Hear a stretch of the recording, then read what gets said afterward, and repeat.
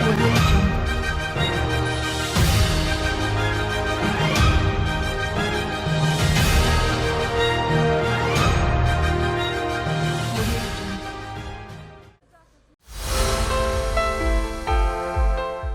Rođen je 1946. godine gde je završio osnovnu i srednju školu.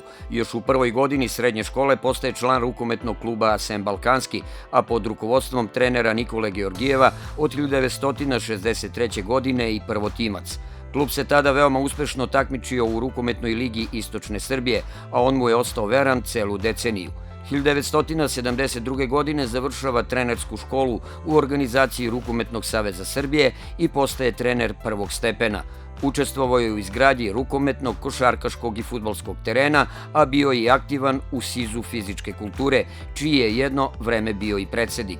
Učestvuje u inicijativama Sokolskog društva, a dugi niz godina trenira i mlađe kategorije fudbalskog kluba Balkanski.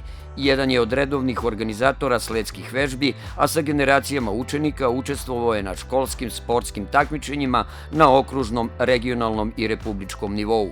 Dobitnik je mnogobrojnih nagrada i priznanja, među kojima su i zlatna značka Saveza pedagoga Jugoslavije, opštinske plakete za rezultate u vaspitno-obrazovnom radu, specijalnog priznanja sportu u okrugu. Ipak, kako sam ističe, njegova aktivnost i uloga bila je usmerena na proces nastave fizičkog vaspitanja, o čemu svedoče mnogobrojne generacije učenika i sportista Dimitrovgrada.